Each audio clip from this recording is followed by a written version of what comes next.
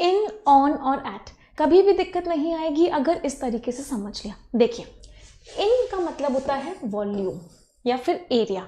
जब हम किसी चीज़ के अंदर की बात करते हैं, किसी चीज़ के एरिया की बात करते हैं, उस केस में जो हम प्रपोजिशन लगाते हैं वो इन होता है।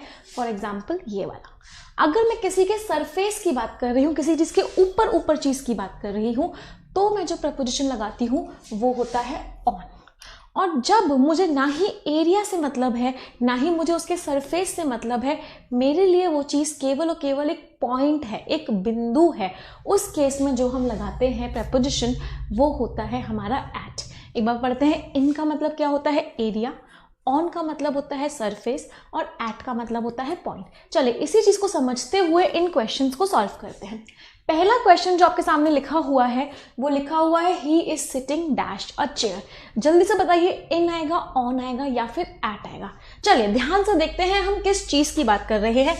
अगर मैं एक नॉर्मल चेयर आप लोगों के सामने बनाती हूँ, ये हमारी एक नॉर्मल चेयर है जो मैंने बनाई। बताइए, हम इस चेयर के ऊपरी हिस्से पर बैठते हैं, हम इस चेयर के सरफेस पे बैठते हैं, या हम इस चेयर के एरिया में बैठते हैं। ध्यान से अगर आप देखेंगे तो इस चेयर ने जो एरिया कवर किया हुआ है, इस चेयर ने जो पूरा का पूरा एरिया कवर किया हुआ है, हम उसके ऊपर बैठते हैं। और जब भी हम एरिया की बात करते हैं, उस केस में जो हम प्रपोजिशन लगाते हैं स्टूडेंट्स, वो क्या होता है, वो हमारा इन होता है। अगर ये चेयर नहीं होती, ये एक मूड़ा होता, ये एक स्टूल होता जिसमें कोई भी आर्म्स नहीं है, हाथ रखने की जगह नहीं है, तो उस केस में क्या लगाते?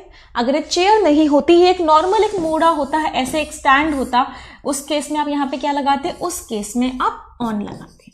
तो जब भी हम किसी चीज के एरिया की बात करते हैं हम इन लगाएंगे। सिमिलरली अगर मैं टेबल की बात करूं तो टेबल के सरफेस के ऊपर कोई चीज रखी हुई होगी, टेबल के ऊपर उसके सरफेस के ऊपर रखी जाने की वजह से यहाँ पे क्या आया, यहाँ पे बच्चों क्या आया?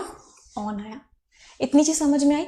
तीसरी बात, जब मैं रिसेप्शन डेस्क की बात कर रही हूँ, मेरे दोस्त ने मुझसे पूछा आप मुझे कहाँ पर मिलोगे, मैंने उसको बताया कि मैं रिसेप्शन डेस्क पर मिलूंगी। उसे फर्क नहीं है कि मैं रिसेप्शन डेस्क के एरिया में हूँ या मैं रिसेप्शन डेस्क के सरफेस पे हूँ। उसके लिए जो वो डेस्क है, क्या मैं कह सकती हूँ एक पॉइंट है, एक पॉइंट है जहां पर मैं उसे मिलने वाली हूं। और जब भी हम पॉइंट की बात करते हैं, whenever we talk of point, उस केस में जो हम प्रपोजिशन लगाते हैं वो एट लगाते हैं। तो अगर इस बेसिक से हम सारे सवालों को करेंगे तो कभी भी हमारे इन, ऑन और एट में गलती नहीं होगी। चलिए अब एक बहुत इंपॉर्टेंट चीज को समझते हैं, एक थोड़ा सा लॉजिकल चीज समझाती हूँ जिससे आपकी अगली वाली जिससे आपका जो अगला पार्ट है वो एकदम सॉल्व हो जाएगा। देखिए, क्या मैं कह सकती हूँ, ये सब चीजें हम मैथ्स में भी पढ़ते हैं कि जो एरिया है वो सबसे बड़ा है, एरिया सबसे बड़ा है, उससे छोटा सरफेस है और उससे छोटा पॉइंट है। आई होप सभी बच्चों को ये बात बहुत अच्छे से समझ में आ रही होगी कि एरिया हमारा सबसे बड़ा होता है, सरफेस उससे छोटा होता है और उससे छोटा पॉइंट होता है। तो क्या मैं कह सकती हूँ सबसे बड़ी चीजों की जगह हम इन लगाएंगे, उससे छोटी चीज के साथ हम ऑन लगाएंगे और उससे भी छोटी चीज के साथ हम एट लगाएंगे, क्योंकि इन सबसे बड़ा, ऑन उससे छोटा और एट उससे भी छोटा। इसी बेसिस पे कुछ क्वेश्चंस करते हैं। चलिए, सबसे छोटा क्या है? एट है। तो अगर मैं किसी टाइम की बात करती हूँ, एक पॉइंट ऑफ टाइम की बात कर रही हूँ, 4 बजे, 5 बजे, 6 बजे, 6:30 बजे, 7:30 बजे, पॉइंट की बात कर रही हूँ, वो टाइम एक पॉइंट है। जब पॉइंट की बात करी, अभी हमने पढ़ा पॉइंट सबसे छोटा, इसका मतलब यहाँ पे मैंने क्या लगाया? यहाँ पे मैंने क्या लगाया? एट लगाया। I will reach at 4 PM, मैं 4 बजे पहुंच जाऊंगी। चलिए, पॉइंट से हल्का सा बड़ा क्या था? पॉइंट से हल्का सा बड़ा सरफेस था, सरफेस का मतलब था ऑन। तो टाइम से बड़ा क्या होता है? दिन। टाइम से बड़ा क्या होता है? दिन। मंडे, ट्यूसडे, वेंसडे, थर्सडे, 15 अगस्त, 16 जनवरी, दिन टाइम से बड़ा होता है। तो उससे जस्ट बड़ा क्या होता है? ऑन होता है। तो डेज के साथ माय डियर स्टूडेंट्स हम क्या लगाते हैं? डेज के साथ हम ऑन लगाते हैं। तो यहाँ पे मैंने क्या लिखा? India got independence on 15th of August। India को इंडिपेंडेंस मिला 15 अगस्त को। चलिए, इन अब आने वाला है। एट हम पढ़ चुके हैं, ऑन हम पढ़ चुके हैं। ऑन से थोड़ा सा बड़ा क्या होता है? ऑन से बड़ा होता है इन। डेज से बड़ा क्या होता है? मंथ। एक महीने में 30 या 31 दिन होते हैं, डेज से बड़ा क्या होता है, मंथ। तो मंथ के साथ ऑन से बड़ा वाला क्या लगा, मंथ के साथ ऑन से बड़ा वाला इन लगा, तो हमने यहाँ पे क्या लगाया, इन लगाया। For example the exams will start, यहाँ पे हमने ऑन लगाया था क्योंकि ये डे था। ही विल कम इन जनवरी, क्योंकि अभी हमने पढ़ा कि मंथ के साथ हम इन लगाते हैं। चलिए, अब मंथ से भी बड़ा क्या हो गया, ईयर हो गया। मंथ से भी बड़ा ईयर हो गया। एक साल में 12 महीने होते हैं, लेकिन इनसे बड़ा तो कुछ और है ही नहीं हमारे पास, तो ईयर के साथ भी हम क्या लगाते हैं, ईयर के साथ भी हम इन लगाते हैं। तो यहाँ पे क्या आया, इंडिया गॉट इंडिपेंडेंस इन 1947। तो सिंपल सा लॉजिक था, यहाँ पे कुछ रटने की जरूरत नहीं थी किसी बच्चे को कि टाइम के साथ एट लगता है, डे के साथ ऑन लगता है। लॉजिक है भाई, पॉइंट सबसे छोटा होता है, सबसे छोटा टाइम होता है तो एट लगाया, उससे बड़ा सरफेस होता है तो उससे बड़ा हमारा डे होता है तो ऑन लगाया, उससे बड़ा एरिया होता है मतलब इन होता है, इसका मतलब क्या लगा, इसका मतलब ईयर और मंथ के साथ हमारा इन लगा। कोई दिक्कत नहीं। चलिए अब अगली बात करते हैं, एक बहुत इंपॉर्टेंट बात और करते हैं। कुछ इंपॉर्टेंट चीजें जो हमें डेफिनेटली देखनी है। यहाँ पे बहुत सारे एग्जाम्स में ये चीज पूछी जाती है। आपके पास बहुत बार टुडे दे रखा होता है, टुडे का मतलब क्या है, आज। टुमारो दे रखा होता है मतलब आने वाला कल। डे आफ्टर टुमारो दे रखा होता है मतलब परसों। यस्टरडे दे रखा होता है जो निकल चुका है। तो उन केसेस में आप कोई भी प्रेपोजिशन यूज नहीं करते हो।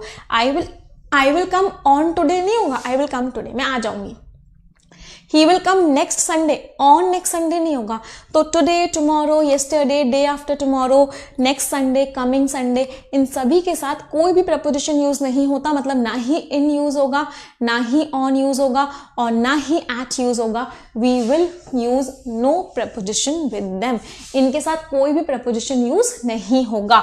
इसीलिए I will come on next Sunday हमारा गलत है, क्योंकि नेक्स्ट संडे के साथ कोई भी प्रपोजिशन यूज नहीं होता है।